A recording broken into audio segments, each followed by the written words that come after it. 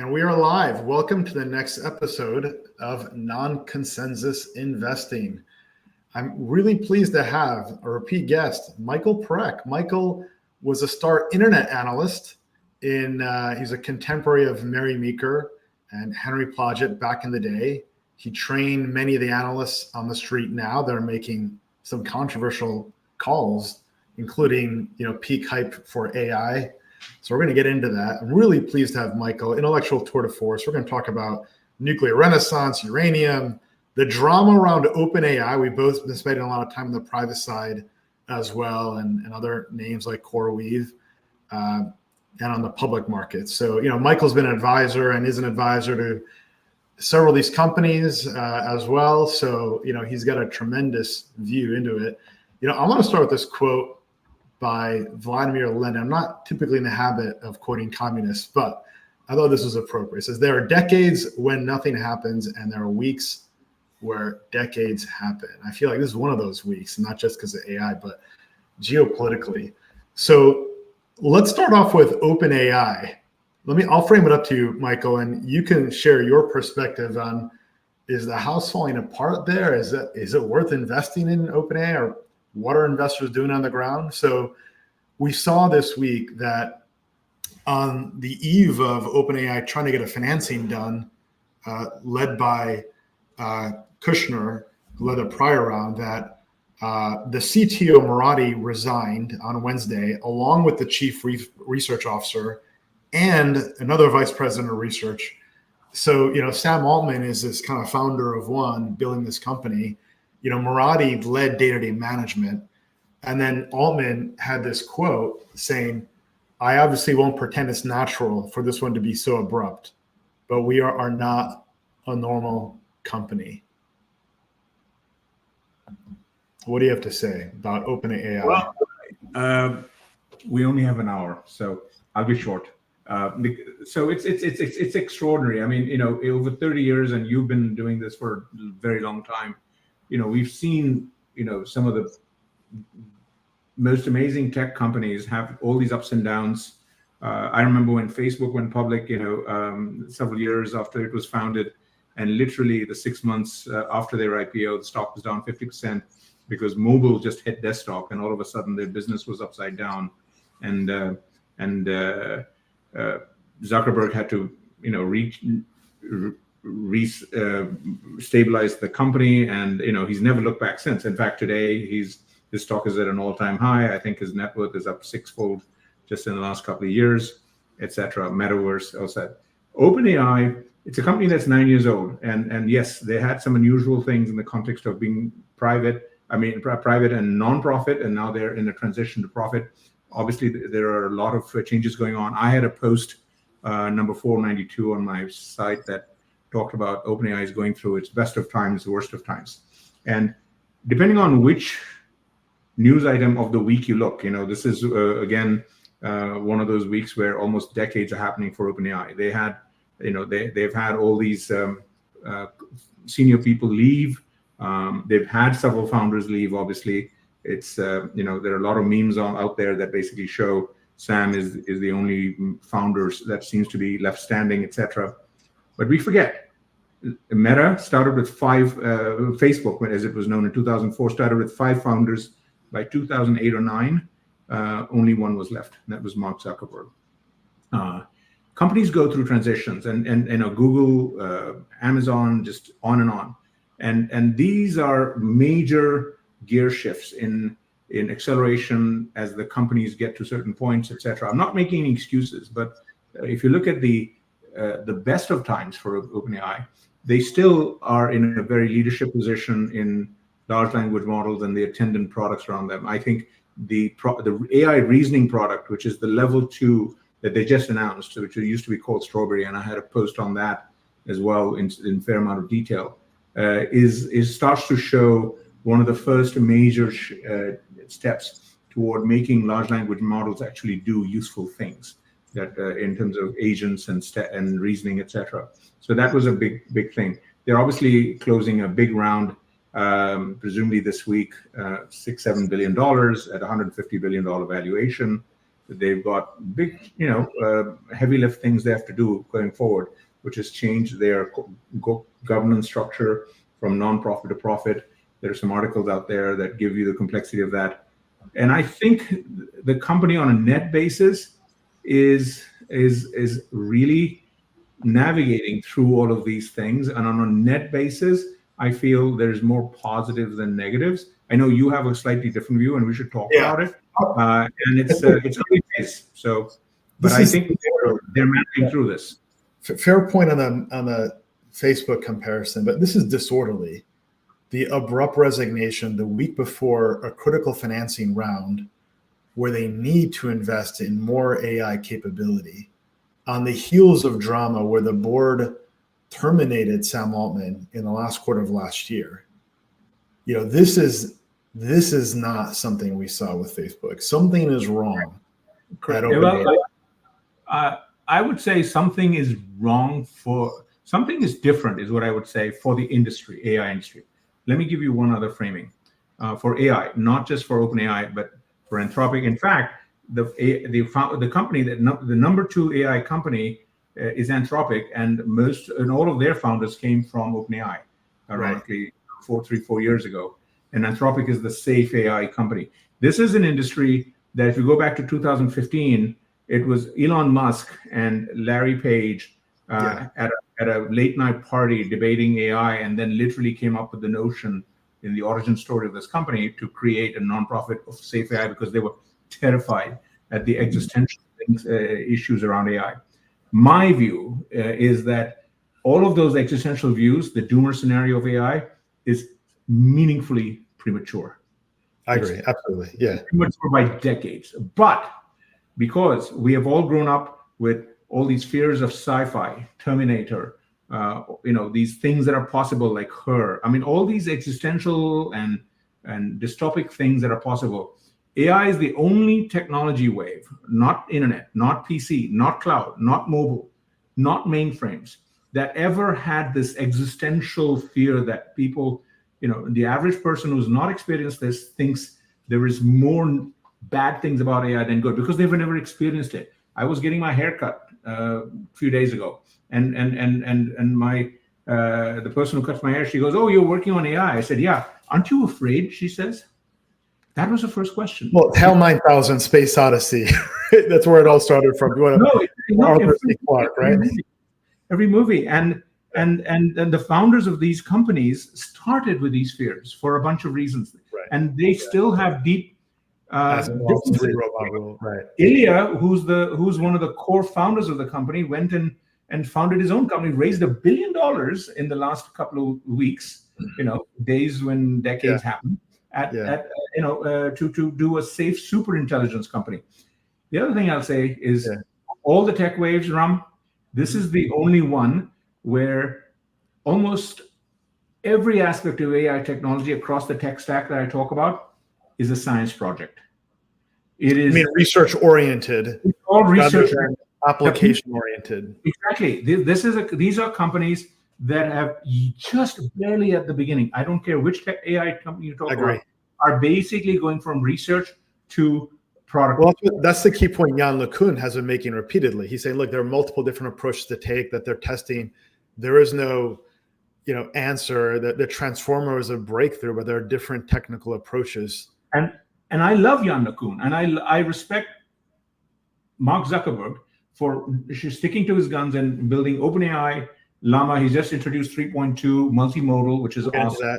We'll get into that. But the reason I bring them up, because you brought up Jan, these are pragmatists. They know how to productize this stuff. And Zuckerberg, there is no one better in Mag 7 who can monetize this stuff ahead of the curve. He made $10 billion by emulating TikTok, the for you algorithm, and he made more money off that before TikTok made $10 billion. Well, I agree. I mean, the ROI in AI is here. I mean, Meta is evidence of that. They're monetized with AI today. The best engineers at Meta go to the monetization part, not at the product engineering part. It's my first. They've got product market fit at the application level. But so everywhere else, I just want to finish this point, which is everywhere else, it's the researchers who run these shows. Anthropic, Mistral. Oh, these are the researchers. They're just figuring out that they're product guys too, that they have constituencies who want to see returns and money. And they're rewiring their heads that we have to make these into products. And by the way, that takes years. It takes years to do. And you need distribution too. Take science projects and make products out of that typically takes several years. And these companies are promising that it will happen in 2 or 3 months. And the media is eating it up. They're like, last week, XYZ introduces talking AIs. Where's yours? That sort of thing. And so, this is one of the fastest races, most money at stake. The engineers are in extraordinary short supply. They're being paid the earth and the moon. Talent is one of the biggest shortages. And by the way, to make any of these services work, guess what? You need tens of billions of compute. Most of the chips coming from India. Well, let's look at OpenAI from an investor perspective, right? Because a lot of ways to bet. I've been focused on the CapEx receivers angle. I also like many Google, so I do think they have edges on the application layer. So there's reporting that Thrive Capital, led by one of the Kushners, is investing more than $1 billion in OpenAI. They're doing a $6.5 billion fundraising round. And Tiger is in it, potentially. And Tiger's in it. Tiger was on a lot of things at the top of the market also. Valuation is never a deterrent for Tiger. Losses are expected to be as much as $5 billion this year. They're expecting the revenue will 3x. They use the word skyrocket here. 3x between this year and next year. The funding round comes in the form of convertible debt. It's expected to close by the end of the week. Could value OpenAI $150 billion. So I read that as a valuation cap of $150 billion. And Thrive led their last round. Other investors in the round include Microsoft, which at this point is pot committed. It looks like NVIDIA. I read that Apple dropped out because of the news of Murad and other leadership. Good call on Apple's part. They are very shrewd investors, as much as I give them some challenges here and there, but they're very good at capital allocation. So, is that a good investment? What are you seeing? You know a lot of investors in OpenAI and other things you can share and not share, but how are the investors approaching it? Are they excited? Not excited? Yeah. At a high level, let's talk about AI investors in general today. And by the way, we're about to go into October. One more month in November, and we're at the 2-year anniversary of OpenAI's ChatGPT moment that set off the gun, that started all this. Okay, AI is around 20, 30 years, but this generative AI moment, we're only 2 years old. I just want to emphasize that. Put a pin there. 1997, right? No. At 2 years from ChatGPT Navigator in that time frame, right? No. I'm not going to ChatGPT Navigator. I'm saying AI. ChatGPT was introduced November of 2022. Okay. The Google AI, all you need is attention paper that introduced transformers was 2017. NVIDIA, Jensen himself tells us the reason he shifted his entire company, 30 years old, from GPUs for games to AI was in 2013 with AlexNet, with the first earlier version of general of deep learning that could identify cats, pictures of cats from millions of pictures. That's when he said, this is where I've got to go. And he built CUDA, and the rest is history. That took him from $200-300 million in cap to $3 trillion in a decade. Most of it last 2 years. The reason I'm going into this, there are 3 types of investors in this AI craziness. Financial investors, both private and public. We know them. We look at ourselves in the mirror. Second are strategic investors, the ones you talked about in this OpenAI round. NVIDIA, maybe Apple, maybe XYZ. And then the financial investors we talked about, the Thrives and so on, and then a whole host of others. And then the third category is sovereigns. Sovereign company, especially in the Middle East, are all thirsting to deploy. And I've got posts up on this, hundreds of billions of dollars. Saudi, UAE, etc. They want to use the energy to attract data centers. There are stories about TSMC and Samsung going around in UAE right now thinking about doing fabs. Billions of dollars, mostly funded by those guys. So each one of them has different motivations, and most of them are not financial, purely financial. They're strategic. On the financial side, now publicly there was an article in New York Times about OpenAI's numbers, their projections of potentially 100 billion in revenues, 100 in 5 years. You're right. There have been enough articles out there about how the company, even though they're making several billion in revenues on ChatGPT plus the APIs and their revenue share, presumably with Microsoft, but they're losing money. That's where I need to put another pin. A very different part of this AI tech wave versus every other tech wave we've known. This is a variable cost business. The more users you have and the more stuff they do, asking questions, talking to it, etc., more compute you need. So it's a variable cost business. It goes up with usage. The only other business like that, one of the few ones, is Spotify, but the margins here are different. So yes, in short term they will lose more money. And by the way, Uber was a business like that. Lyft was a business like that. Is it a good deal from a financial perspective? Let me finish. Yeah, I know. I'm sorry. I just wanted to set the stage. Yeah. So no stock recommendations here. Number one. So I just wanted to emphasize that these are just discussions amongst friends. But if someone was coming into this as a financial investor theoretically, and it's 150 valuation, I don't care if it's 150 billion or $100. If I'm a private investor locked in for a little bit, I'm looking for at least a 3x over the next 5 years. Okay, and in a world where we've got 6 or 7 or 8 multi-trillion-dollar companies, where this is an open-ended set of technologies that is scaling 3 to 4 or 5 times that of Moore's law, doubling, tripling, quadrupling every 2 or 3 years. And this is one of the companies that can scale at least in the same line as Google and everybody else, Anthropic and Amazon, etc., in terms of the capital required. Meta. Yeah. If they're able to do that, they can also lower their costs dramatically, and they can get to cash flow break-even margins over, let's say, 5-year period. I'm going to give you, that's what I'm comfortable with. So 3x on all the qualitative and quantitative things that they've got. Look, those are the assessment that every investor has to make, especially financial ones. No stock recommendations here. But 3x is not out of the realm of possibilities. Then you're looking at probabilities, okay? Exactly. What is it? 20, 30, 40, 50. And if it's over 50, 60 relative to the risk, those are the determinations you have to make. So yeah, I can without too much squinting, I think one can see a pathway to those things being able to be executed on, assuming a lot of the things happen. They execute, the people changes you're talking about, all of those things. So far, I would say the people who are there, and by the way, this company, when you talked about the November turmoil, that the company's payroll back then was 500 people. They're over 2,000, I think, according to the public reports. People want to work there. And we've seen these transitions before.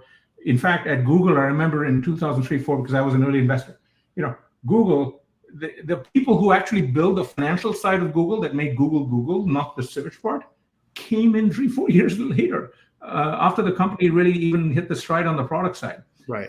And this company, because it's just like Anthropic, just like Google, they're all going through science projects to products. The products barely exist. ChatGPT is barely a product. Right? Even Sam says that, right? I mean, you got to be a geek to want to use this on a regular basis. You got to ask questions, etc. I'm skeptical that they can get to 100 billion in revenue if they haven't demonstrated product market fit on the actual end user apps that are being conceived of right now. They all have to be tested. Great. Versus if I look at, say, a CoreWeave, and full disclosure, I'm an investor in CoreWeave. Great. They went from 7 billion valuation last year to 23 billion now. The next 3 quarters are already sold out. NVIDIA GPUs are sold out several quarters ahead from where we are now. That OpenAI money is going to go to CoreWeave.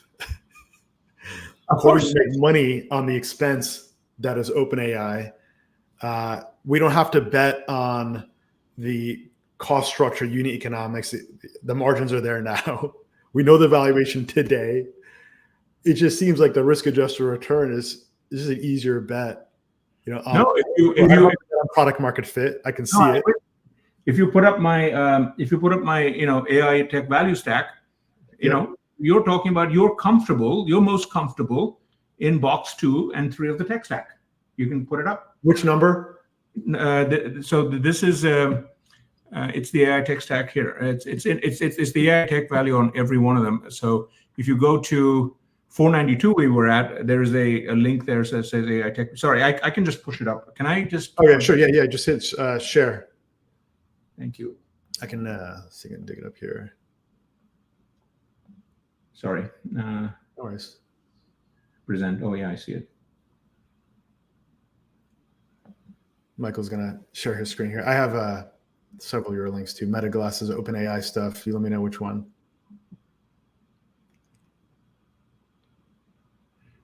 Okay. I'm sorry, it's popping up all kinds of questions to me. So anyway, it doesn't matter. It's the 6 boxes. It's in all of my posts. It's called AI Tech Wave, and it's it's popping up all these choices that. Here we go. I found it. Here we go. Share. So here's I think it should come up. There we go. So this is so what you're talking about is CoreWeave, okay? And that's basically in the the first 3 boxes of this. That's the infrastructure.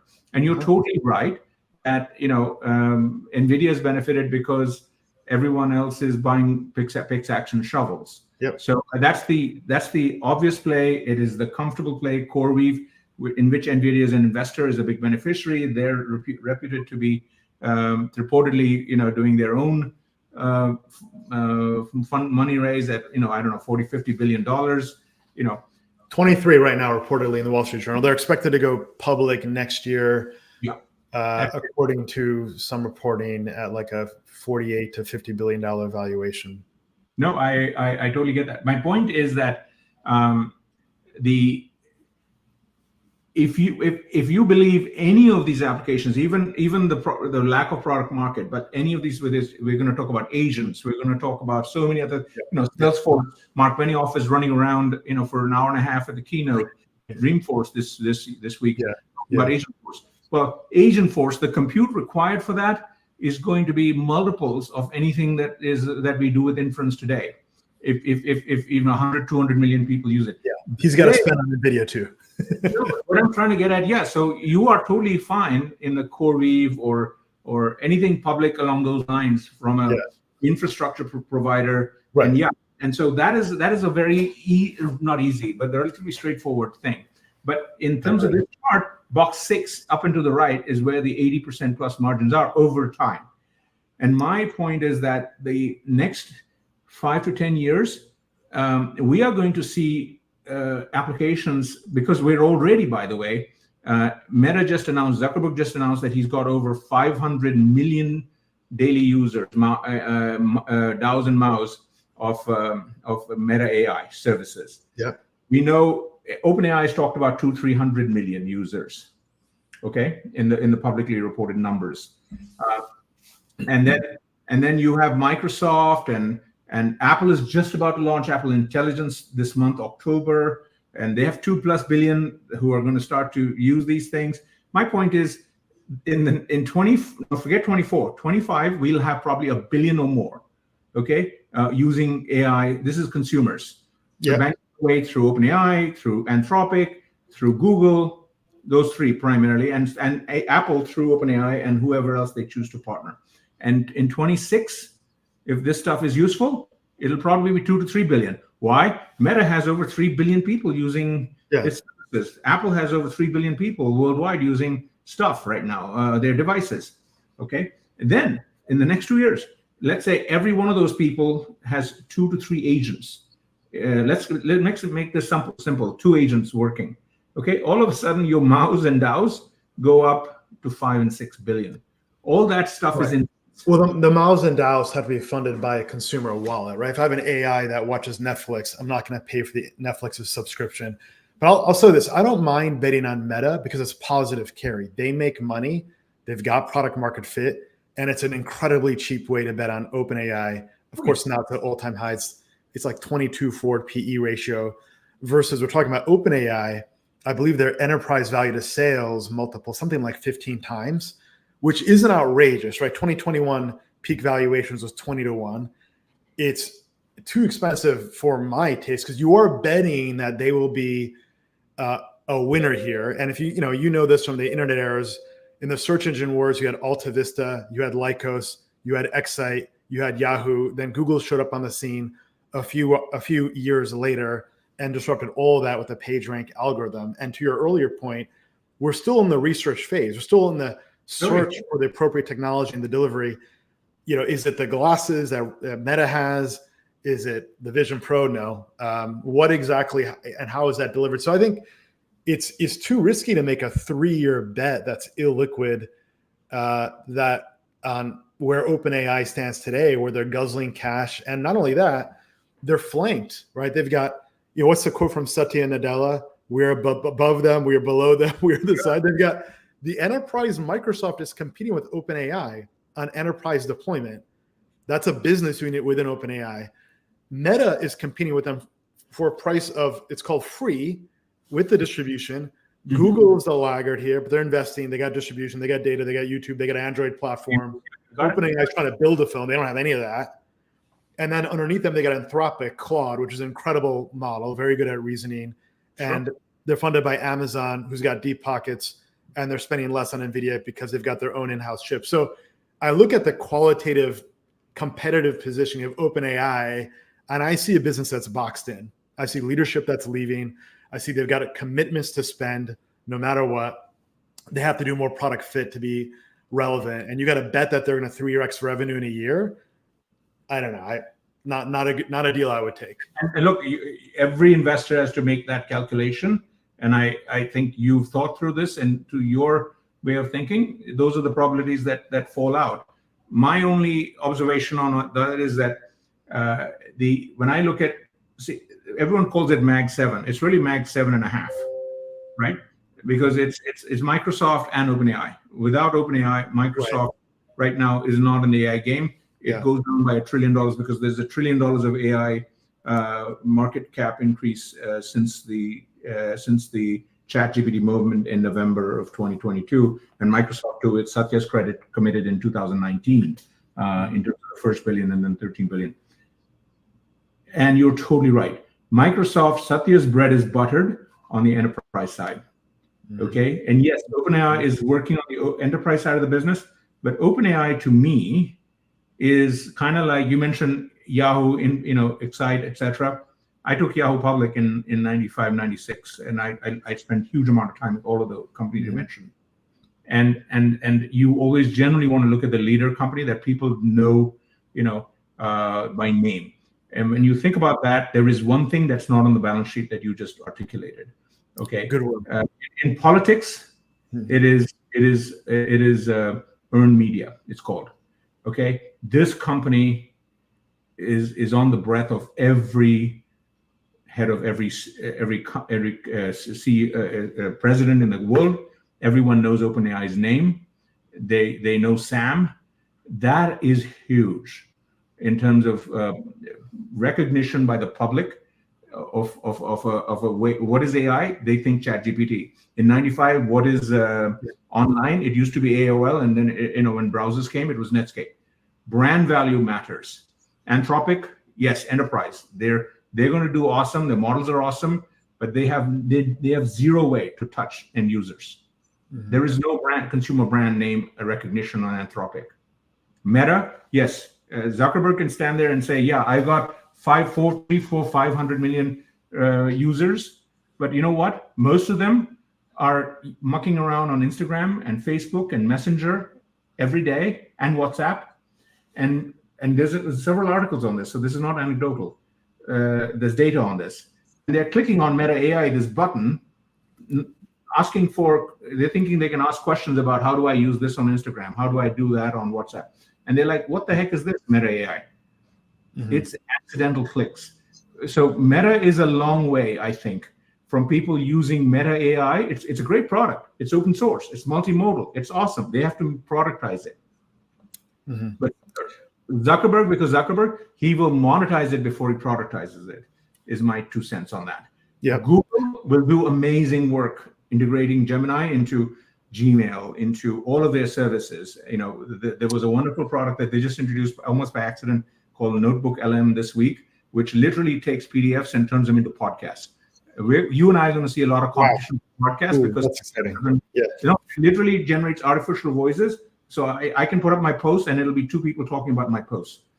I've tried it. You're going to see CNBC and CNN and Fox News all disrupted by AI influencers.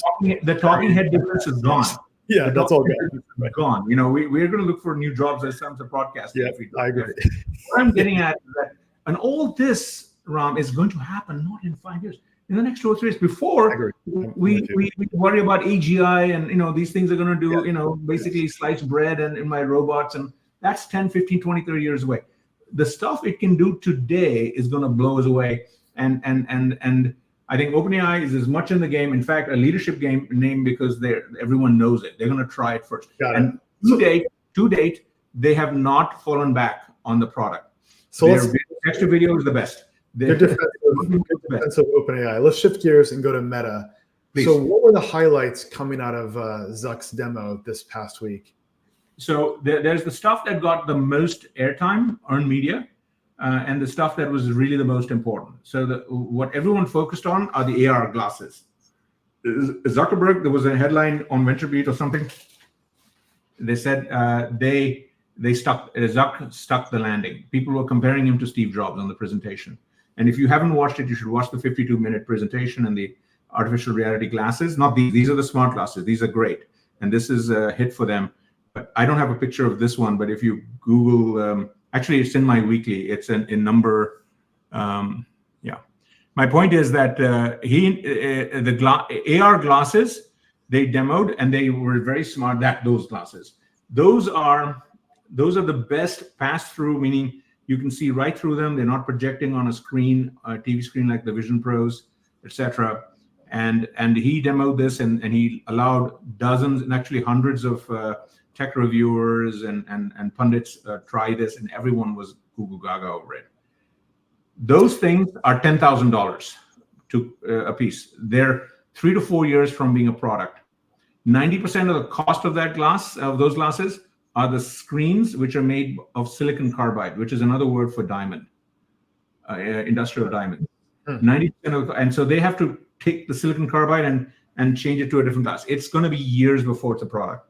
And they know that. But they were brilliant in terms of executing it with just 3 components: the glasses, a puck, which is wireless, and a wristband so you can do touch-based controls. They did a brilliant demo. It is really, really impressive. And so that was the thing that got most of the news. The stuff I thought from a Meta stockholder's point of view was the best was they introduced Llama 3.2 multimodal, which again, their 3 billion users are going to be able to talk to Meta AI and get all kinds of things through the Ray-Ban smart glasses. And I've been playing around with them, and they're pretty impressive. You can look at things and say, "What's that building? What is this a bicycle I'm looking at?" That sort of thing. These are things that Apple demoed. They call it vision intelligence on their product thing, and they're going to be introducing it for the iPhone 16. In terms of iOS 18.1. So you'll be able to do it with your camera. Google did the same thing with their Pixel 9 cameras, but Meta is doing this with Ray-Bans. And they, by the way, just took an additional equity interest in Elsinore Luxottica, which basically supplies 80-90% of the glasses on the planet in Europe.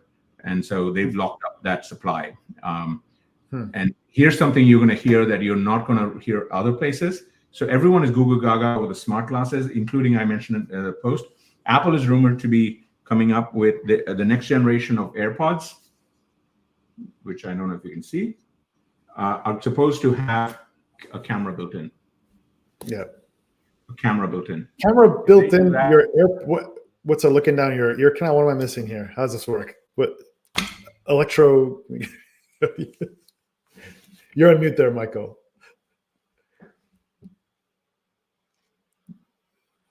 That was a cliffhanger moment there. You're still on mute.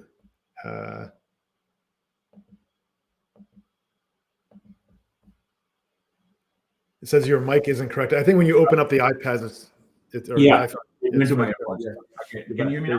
Yes. Yeah.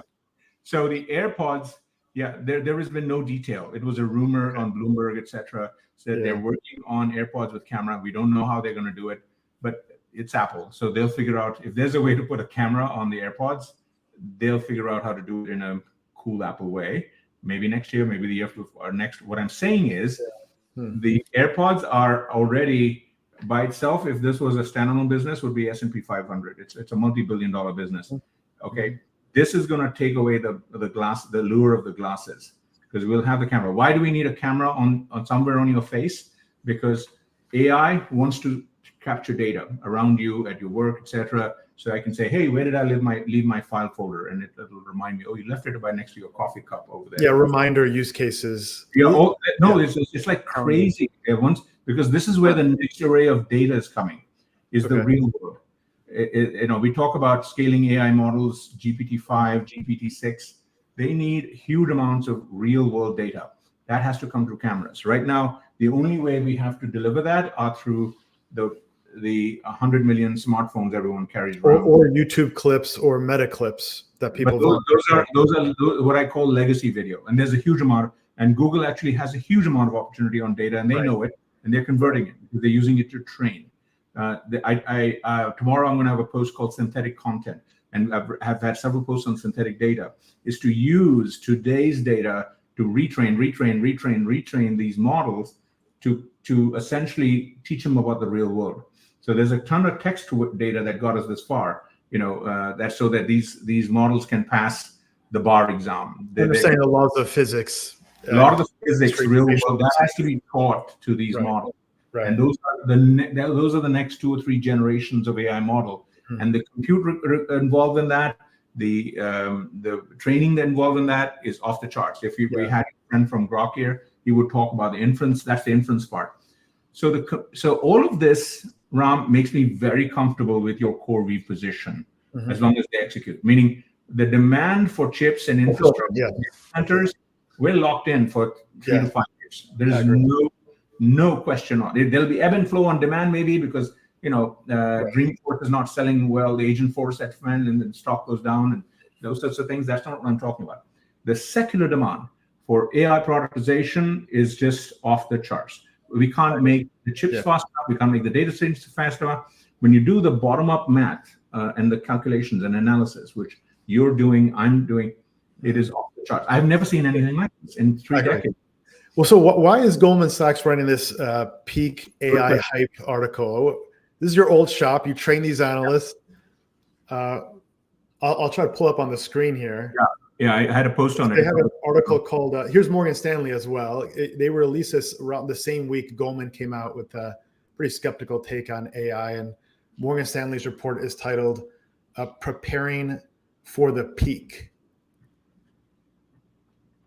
It's basically, the reason they did it is exactly the OpenAI conversation you and I had today, right? We're professionals. We want to make sure we've done on the this hand, on the that hand type of analysis. And what Goldman is doing publicly is that Jim Covello, who when I was at Goldman over 2 decades ago, was a semiconductor analyst, and now he's the director of research. And then he had a friendly debate with George Lee, who I know, who's been a banker, and he now runs the geopolitical effort. And they had a debate.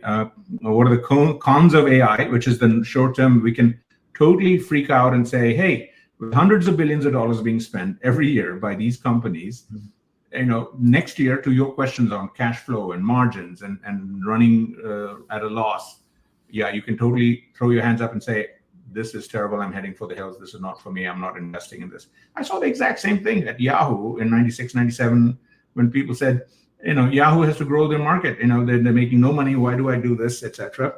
And short term, you can make a very solid bear case or stay away case. On the other hand, over multiple years, it's a bull case. And we've seen this time and time again. Amazon, forget startups. 2001, 2002, at the depths of the internet bubble, is a famous cover. Amazon, Amazon.bomb. Okay, the stock was was down 98%. Okay, ironically, just 2 years later, they invent AWS, and we've not looked back, and so on. So, but what I'm trying to say is that we all are fond of talking about previous tech waves, but the thing we underestimate, I think, is that the previous tech waves have taught the founders, the investors, to have comfort in tech waves. We didn't have that. And when I was doing internet stuff and I was taking Yahoo public, people didn't believe this stuff because we didn't see these stratospheric curves. I mean, today you can pull up a chart that says OpenAI went from 0 to 100 million ChatGPT users in like a handful of weeks. It took years for Google and Amazon and Netflix to get to those kinds of numbers. Today, if you look at, OpenAI is talking about 100 billion in 5 years. I've drawn up charts, you have too, of how, which of the tech companies, how long it took them to do 100 billion. Well, the other thing people forget when they do these tech analysis, tech wave analysis, is that in the PC cycle, there were almost no PCs in the 80s. There were no PCs by definition, right? By mid-95, there were maybe 100 million PCs in America, and America was basically 80-90% of the PC market on the world, okay? Today, there are 3 to 5 billion people who have smartphones around the world, and we basically have, we just did the numbers, about 600-700 million people who are using AI on these things. Okay, most of them, right. It's 6-8% penetration. It's the same penetration level I think AOL did in the 90s. Sure. Well, so you and I just concluded that the CapEx spend boom is here for the next several years, right? Saudi Arabia is going to build 60 data centers if they get approval from the U.S. Department of Commerce to get GPU chips. China's building a bunch of nuclear reactors. They love to have NVIDIA chips. They're going to build domestically as well. So all of that means that we're not at a 2025 peak, which is a next year peak, which is, what this report is saying. So I think Morgan Stanley is wrong on this. And the Goldman Sachs debate is similar. Jim Covello, the director of research, is saying, hey, the investments are ahead of the monetization. He's correct. And I used to have those discussions with my two directors of research that I was at when I was head of internet research. Same debate, same discussion in private. They're doing it publicly for the benefit of all the investors in the world. And so they put out the report. It's free to access. You can look at and you can make up your mind. So it's a short-term, long-term thing. That's all this is. Long-term, there's a good case to make for being more positive on some of these things. Short-term, yes, you can absolutely head for the hills for not wanting to do this. And you just come in at a different entry point at a later point. Where I would agree is this: I think that there are aspects of the semiconductor category which are cyclical, like automotive semis and the CPU semis. I agree on that point, including say the memory supply chain. But the GPU supply chain, that's secular, that's not cyclical, and that's why we're overweight NVIDIA. It's harder to make calls on other areas, actually, because they are cyclical. Look at like ON Semiconductor, look at APTV. Those businesses aren't at peak earnings. But I think the way Morgan Stanley framed it, they didn't frame this with that distinction in mind. Yeah. So I think they're wrong here, which is great. Look, that creates an opportunity. Varying perception. No, I agree. But I just point out, this is a case-by-case, even in semiconductors, sector-by-sector discussion. Yes, there are commodity cyclical aspects, and then there are elements that I would say, hold off. There's a secular thing. Memory is one, okay? Not Micron, but Hynix and so on. The HBM, the high bandwidth memory that's required. That is as crazy. In fact, if you ask the NVIDIA people, et cetera, that's actually in more shortage supply than the damn GPUs. We're gonna the amount of memory we're gonna need on these things it's basically the GPUs we needed about 2 years ago. That's just barely gotten started. Micron's sold out already 2025, and they're barely in the HBM market. Right. Okay. The iPhone 16 is the one that's going to run Apple Intelligence. This is the 15. This will not, because the iPhone 16 has a minimum of 8 gig, which, by the way, Apple, I think, underdid it because they know the products are not going to be ready until real intelligence stuff is not ready at 17. Mm-hmm. So they're going to introduce it in next year. The iPhone 17 will have 16 gigs of RAM. So memory is going to be a big crazy curve. And by the way, when you look at the data center builds and so on, the memory pieces are crazy. The interlinks are crazy. So there's commodification, and then there's a secular piece in the semis. Exactly. And we also have to look at, Qualcomm in a different way. We have to look at ARM, I know. And then you have to look at the relative valuations, no question. Yes. So there's that element. And then, the next thing we wanted to talk about on this call was power and nuclear and so on. But let's go there. Yep. The New York Times had a great piece that even on the power side, this public markets have totally figured out the power demand is going to be 2 to 3x what the power industry can generate. And all the utilities who had, defunct nuclear plants have gone up 100, 200% in the last 7-8 months. Microsoft just signed with Constellation. Three Mile Island, right? They're opening up 3 Mile Island to power data centers. Think about the energy there. Yeah. Right. Amazon just signed with Talon, and that was multi-billion-dollar commitment because Microsoft, Google, Amazon, OpenAI with Microsoft, they're all ramping up we're going from data centers that needed. I took the first data centers public in the 90s, Exodus, Equinix, Loud Cloud, which is Andreessen's and Ben Horowitz's thing. So, we were the first bulge bracket firm that really focused on data centers. That was like a lifetime ago. Today, Jensen said 6 months ago, the entire data center industry, which was $500 billion about a year and a half ago, is going to need about $1 trillion in this decade of additional investment. Goldman Sachs just put out a report, despite the bearish, bullish thing that they did, put out a report that the cloud market, a data center, is going to be $2 trillion. $2 trillion. It's up on the web if people want to look it up. $2 trillion, of which over 20 to 25% is going to be AI driven. So what I'm getting at is that the build on the data center side, we're just at the beginning. The power requirements are crazy. 6-12 months ago, not most utility heads and nuclear power heads were like, what is a data center? Today, they all are taking meetings with the big AI companies, and they're totally like scrambling to turn on all their decommissioned nuclear plants.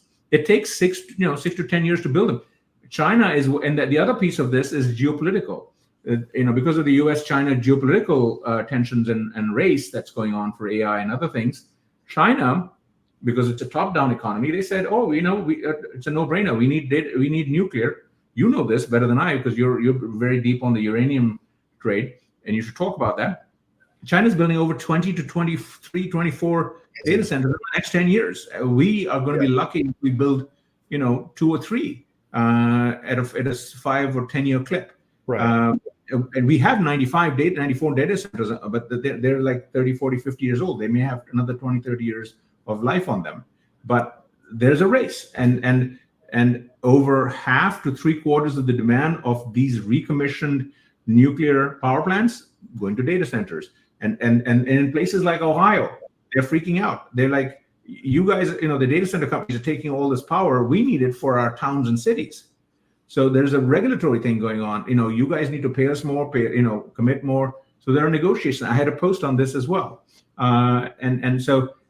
But what I'm getting at is that these are extraordinarily rapid changes. It's like your original awesome quote: decades when nothing happens, and days when decades happen. That's what's happening in the power utility side with the nuclear side. Their heads are spinning. Right. 2 years ago, nuclear was a non-starter, and now it's become a consensus. I was just showing on the screen here. So Constellation Energy and these utilities, the utilities ETF as a whole, XLU, is up 30% year to date, beating the S&P 500. This is Constellation Energy. You can see the liftoff at the tail end here after the announcement that Microsoft wants to partner with them to launch more nuclear reactors. We own VST, Vistra Corp. Obviously, this lifted off as well. You can look at the difference between the trailing PE is 90. It's got a trailing PE of 90. That's probably not too far from where NVIDIA is, by the way. No, exactly. And so those are the things that I don't appreciate. Those are the kinds of decisions you have to make as a public. Right. I will say this though: that the forward PE is 21, meaning they're expecting substantial earnings per share growth. I'm not saying buy it here, by the way. This is overbought. you can see pulling back. Here's another one. So Google announced that they're building a data center in South Carolina. We used our in-house AI tool to identify which utilities linked to that. It's Dominion Energy. Here's Dominion Energy. This is a name that is now on our stock list. So when this pulls back, we will give it some real consideration. So yeah, this is the 1 year return is 32%, 3 months, 16%. So, the AI play has activated not just the hyperscalers, that was step one. It's activated the picks and shovels layer, names like CoreWeave and the Oracles of the world. Then the utility layer, now beating the S&P. I believe the next layer will actually be the liquid natural gas. And we've been writing about this for a while since we made our Shineri call 6 months ago. Then David Tepper was on CNBC talking about China. He also mentioned liquid natural gas.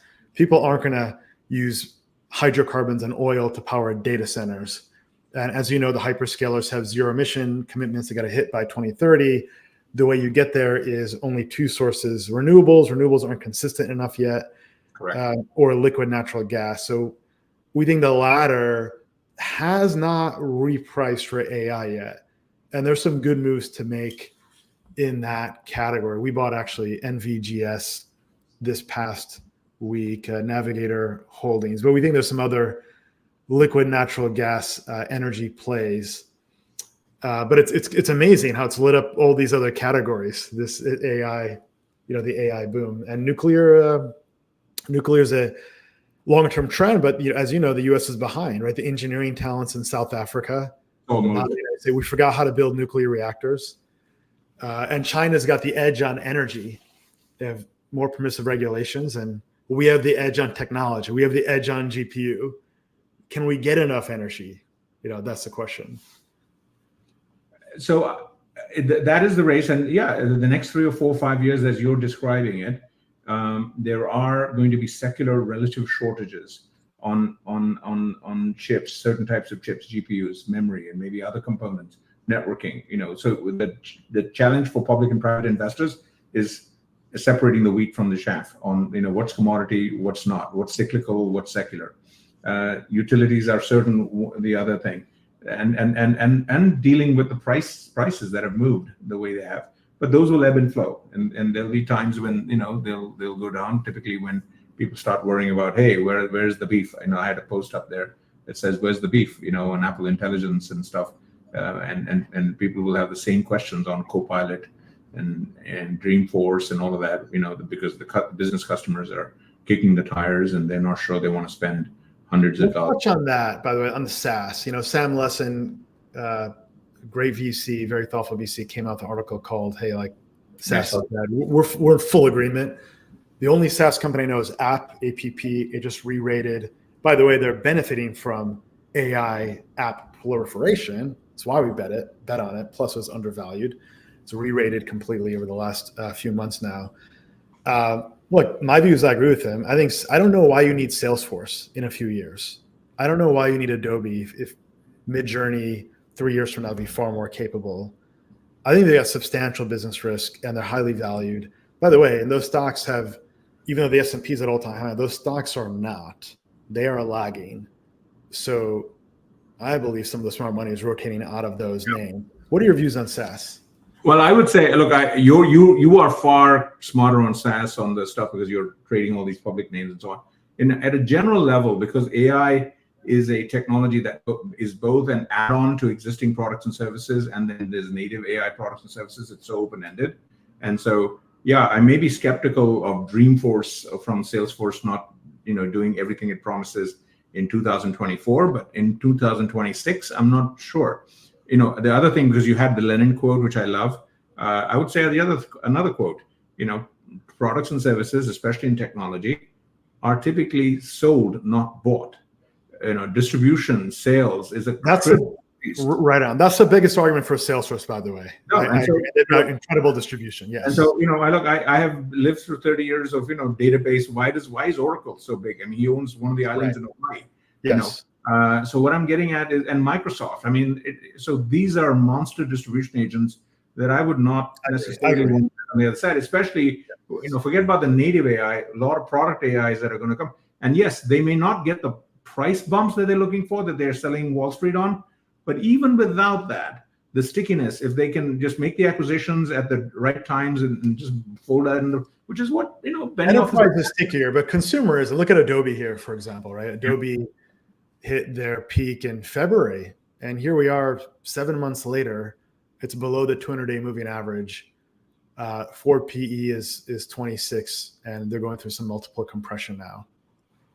So I don't know why I'd want to own that, but I agree on enterprise though. A lot of Microsoft is benefiting from the fact that these big enterprises don't know how to become AI relevant. They call up a trusted partner, they spend a bunch of money on them, and they have these 4 deployed teams. Obviously, enterprises have always done it. I mean, IBM became IBM because they basically had a service business that was bigger than the computers they were selling, and that was a multi-trillion-dollar market 40 years ago.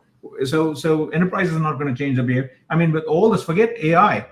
Cloud. We're barely 30% on the cloud for the industry. And then there's on-prem and prem and so on. This is a multi-year thing. I think enterprise software companies, if they're SaaS companies, if they're doing their job right, they'll figure out how to price it and sell it, and generally be just fine. And the last thing I'll just say on this is that the productization is probably going to be slower, but the enterprises are going to continue to experiment, because these things do make employees more productive. Yeah. And we have to find the places, etc. The one other thing I'll say, I've been close to several native AI enterprise SaaS companies, like I've been looking at them closely, like Sierra, which Brett Taylor, who was the co-CEO of Salesforce, he is this thing called Sierra. There's some YouTube videos on their founders talking about their product. There's a huge amount of customer handholding, because you're custom building these products. I had a post today on AI for the enterprise, and it goes into weeds of how tough it is to build solutions that really work. You can't just take a language model and just throw your data on it and make it work. There's a crap load of work to be done to build stuff around it. You have a data warehouse, a data lake, data preparation. Those people did that 10 years ago. They were supposed to have done that with AWS. I guess people didn't do it. Those are the Lego pieces that you need on the table to actually build a Lego structure. We're not even talking about the Lego structure to actually work. Years, billions. Businesses will spend it. It's just their budgets will shift from other things to this. And if the companies are correct, whether it's Salesforce or Sierra, they'll figure out how to sell it. That's the challenge and the opportunity. I agree. I know we have a few minutes left. I'll show you this real quick. This is our in-house AI, which I know we're already seeing the value of AI. I mean, we're using it every single day now. And so I think the promise and opportunity of AI is very real. I think it's going to find its way into startups and fast moving organizations. Here's a good example. So we're talking about utilities. So we've trained our AI on multiple different themes. So here, if I look at utilities, I've pulled up into the LLM's context all of these utility stocks. I can figure out where I want to focus from a quantitative perspective. Maybe these names here, we talked about several of them. So we read that Google's spending a bunch of money on utilities in South Carolina. And so I can ask my AI which utility company is best positioned to benefit from Google's $3 billion in data center spend in South Carolina. It's just a quick example of the power of AI. So it's going through the earnings transcript for the last 2 years of 20 different companies, all in this thematic window. Love it. And it's searching for the right kind of concept. We don't have this optimized for speed or anything. It's doing some real work right now. And while that pulls up here, it's built to pull up, here's a Constellation Energy. Here's the bull case. It writes a thesis. Here's the bear case. It got, transcript highlights. And this is transforming how people. Tell people how if you had to do the exact same thing just a year ago, how long would this have taken? Oh my God, it would have taken a long time. You'd have to get a little bit lucky. in finding the right utility, or you call a utility analyst, and that's an effort. You got to pay Gerson Lehman Group. If you are an existing utility analyst, it's not so hard because you'll know. But if you're a generalist like we are, trying to find the right trends, then it's going to be challenging. So what you're showing is like, I remember when the PC first came out, and I saw some of the first people started to play with Lotus 123, and they were, oh my God, I can put in my numbers in, I can do this, and they were showing me spreadsheets, and I'm like, holy moly, how long did it take for you? This was 40 plus years ago. And same thing with internet now, because I can now share this with internal, external people. When I joined, when I started the internet franchise at Goldman, I had to get special permission all the way from the top to get a non-Goldman Sachs email. No one had emails. Right. You had emails within your company. That was it. We forget this. We adapt, and and I'm going to these silly things because you couldn't have had KKR and buying RGR and Nabisco without the spreadsheet. Exactly. That's right. To your point, right? The spreadsheet unlocked a new mode of investment, which was the high yield bond market, which Michael Milken created. And then the rise of high speed computing created electronic market making, which is what Kenny Pasternak introduced. And that enabled decimalization, the movement from quotes in 16ths to now we're quoting at mils, fractions of pennies. So technology changes financial markets, and I believe AI is going to shorten holding periods because people can learn and reposition more quickly with AI. And we're seeing that, in markets already, actually. And Ram, I'm going to say, everything we're talking about, the lessons from 3-4 decades, young people watching this might say, oh, these old time. But what we're saying here is that all of those things took 20, 30 years. A lot of the things we're talking about, AI, they're spending $200 billion and people are freaking out on AI. The phone is a $400 billion a year market. Okay, this is going to run most of your local AI in about 2 years.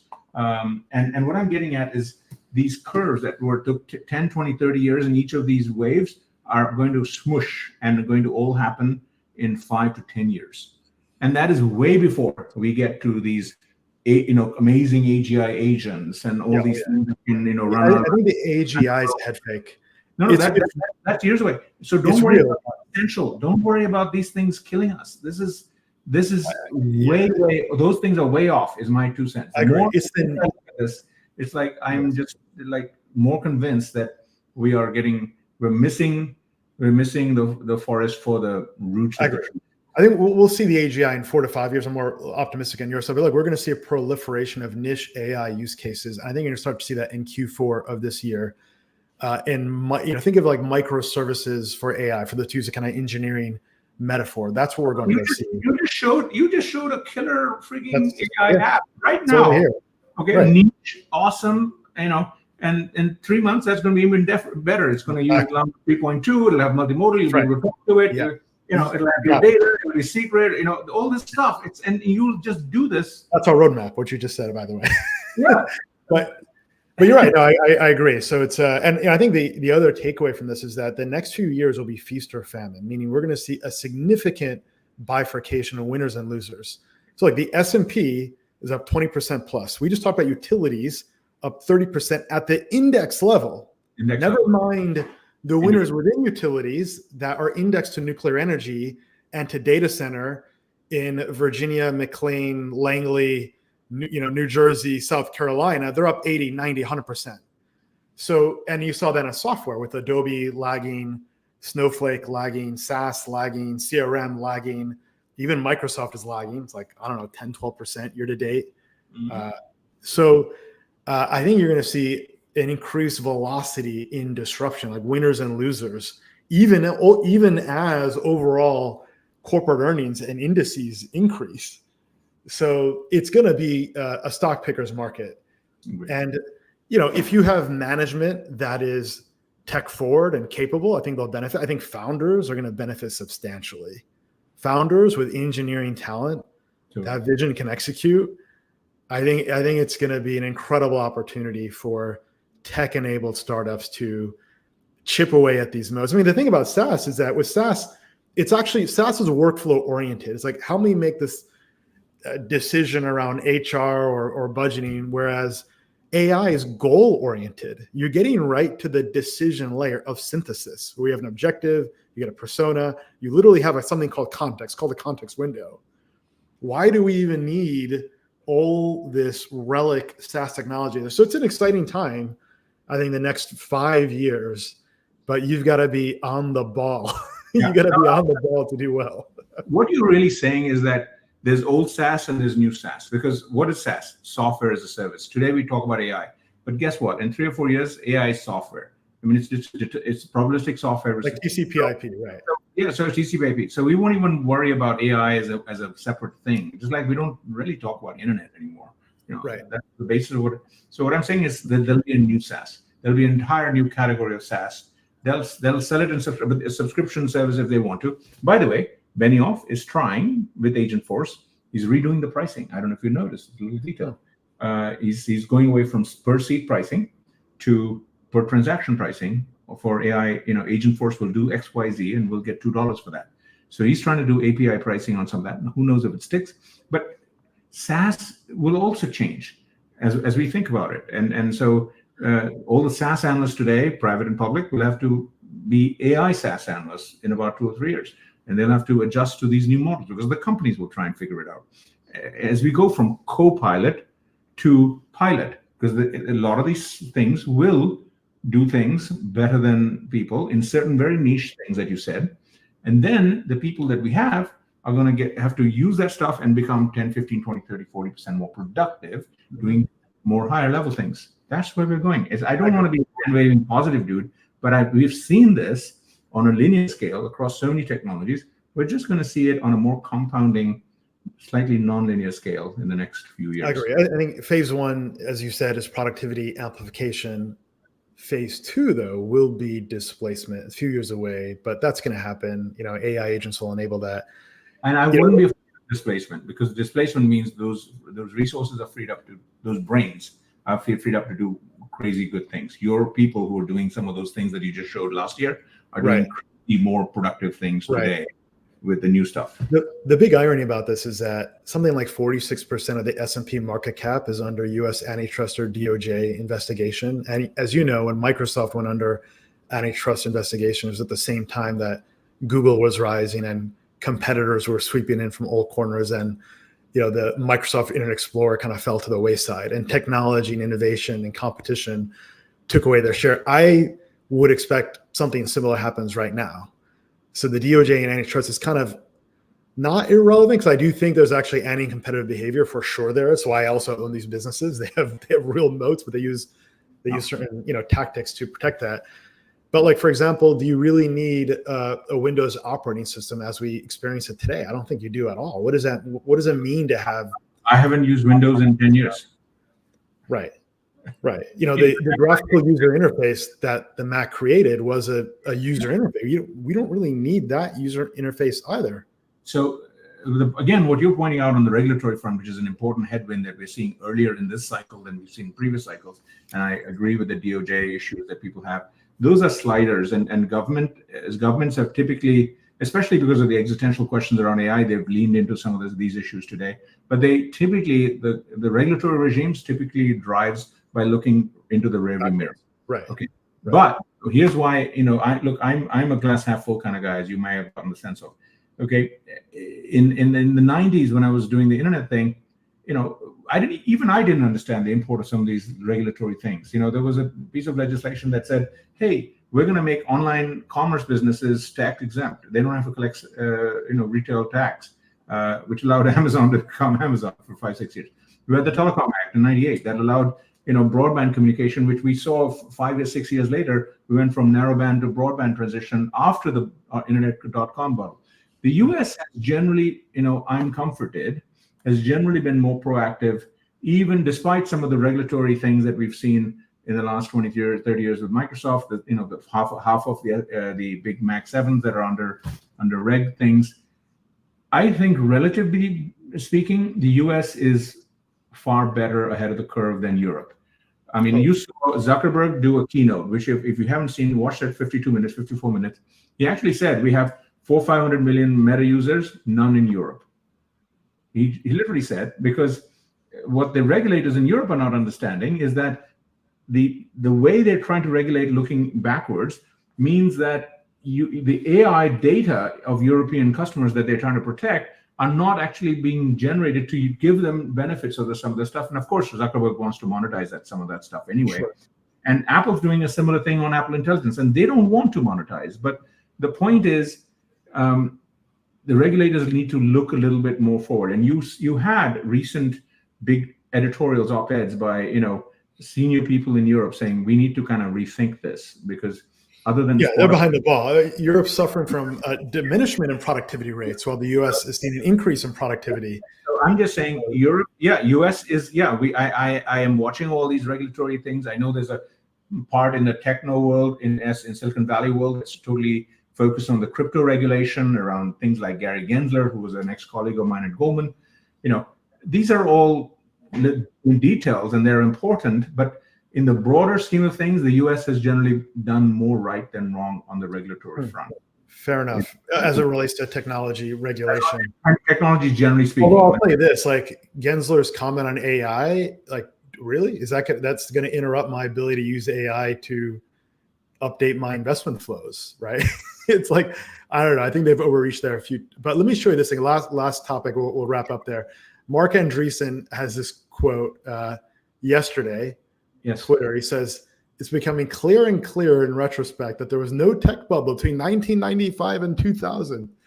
There was a telecom bubble based on a flow. He's right. There absolutely was a telecom bubble. We saw that with Cisco, which sold routers and networking equipment. We saw that Global Crossing. He said, based on flawed model of bandwidth and the world come from. But no tech bubble.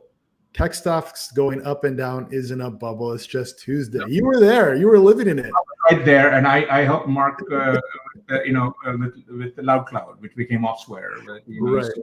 It's a great book, The Hard Thing About the Hard Things, which every founder entrepreneur should read. No, it's all cool. Technically, totally spot on. But here's the thing: back then, you needed the telecom to do the internet tech.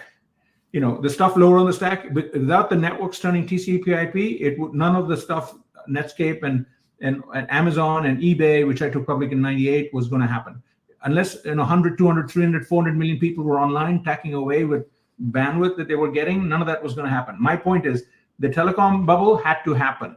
It's not like a thing that's a good or a bad. Right. Yes, there was $1 trillion raised from 95 to and we were part of it, and we generally did good things. I took Goldman Sachs. Sorry, at Goldman Sachs. 95. We took UUNet public, which, by the way, Microsoft owned 7% of, kind of like Microsoft owning a piece of the profits of OpenAI. They were early there too. UUNet today has gone through several telecom companies. They were bought by several companies. You can look at the history. Today, the general view is that about half the bandwidth of dark fiber at Verizon came from UUNet. My point is that it got rebuilt, it overbuilt, as Mark points out, over that 10-year period. But over the next 10 years, all of that stuff got not just sopped up, but we rebuilt the telecom network over the last 20 years to do the wired broadband and wireless broadband by 200 to 300%.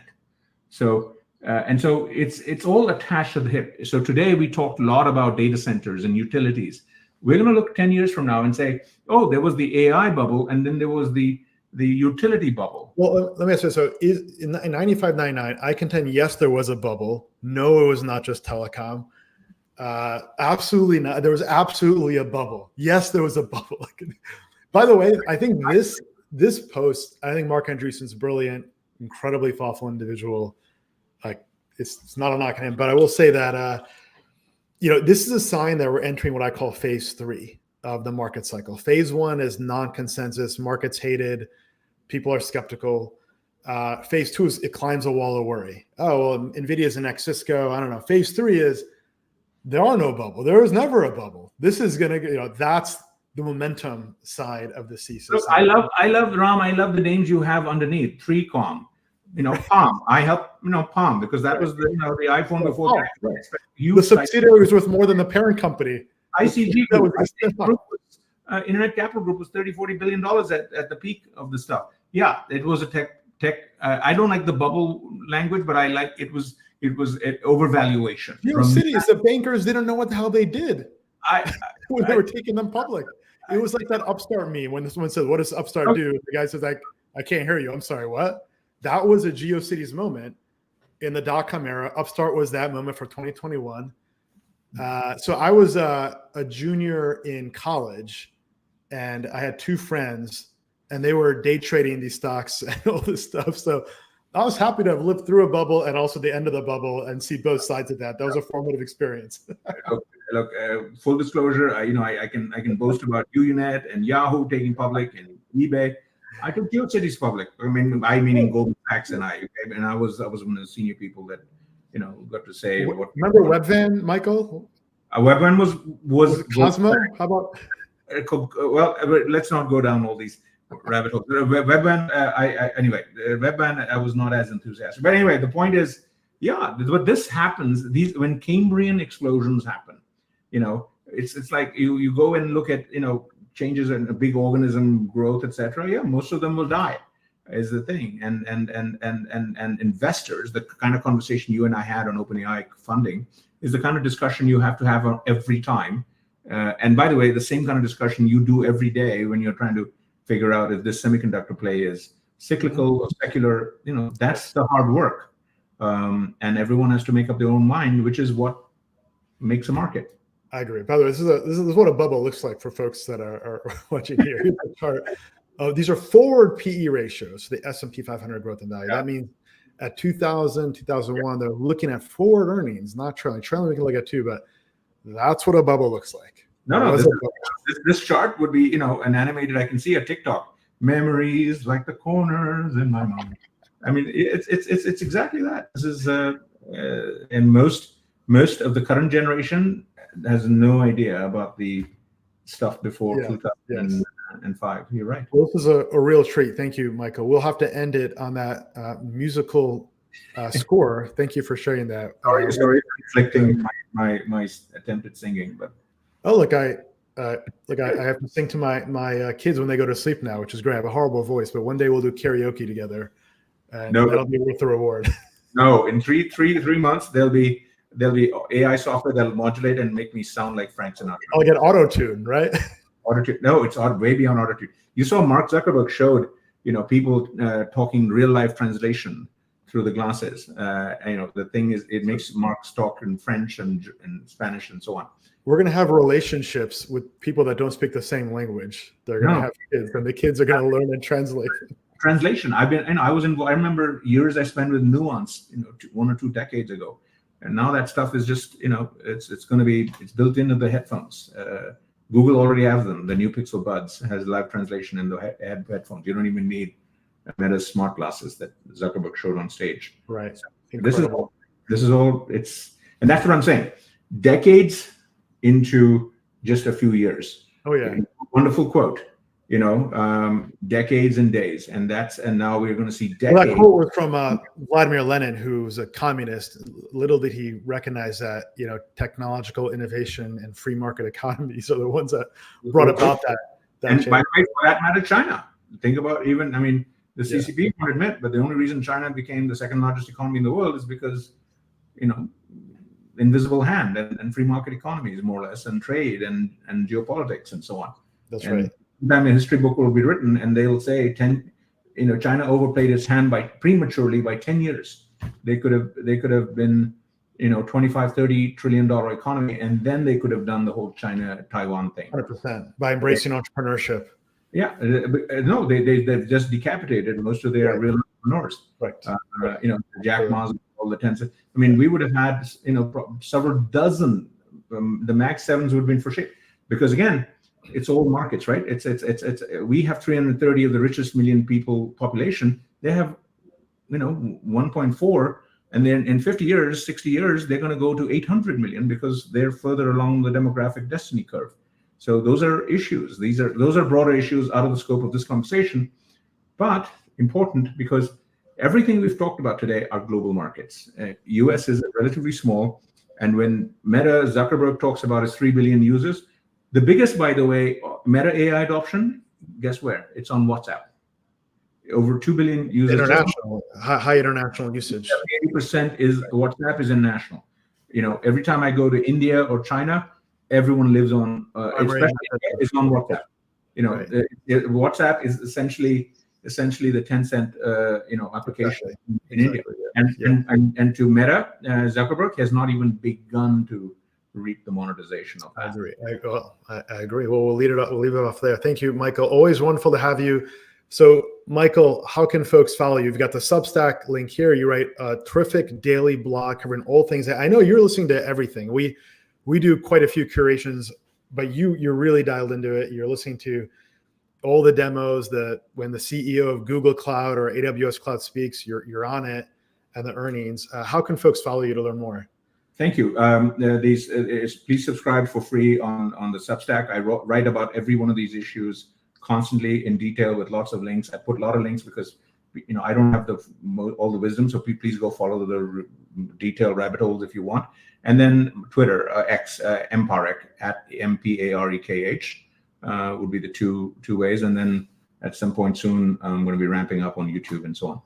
Terrific. Well, look, when we get a tech earnings season, we'll have to have you back to talk about market reactions. And then I'd like to reciprocate everyone who's watching and following. If you're not, please follow Ram and Lumida, because they do some of the best breakdowns of these video things, not just the ones we're doing here, but I really admire what you guys do on a lot of the stuff out there and break it up into the tomes and so on. And they're very cogent and short, long-term oriented. So I get a lot from that. So thank you for doing that. Thank you. Yeah, no, we do curations on this handle, Lumida Wealth Management. You can see we have some curations from Blockworks, BG2 podcast. There's so much information that's out there. The key is curation and synthesis. And we've got a new site. We haven't even really promoted it all yet, but called Lumida.com.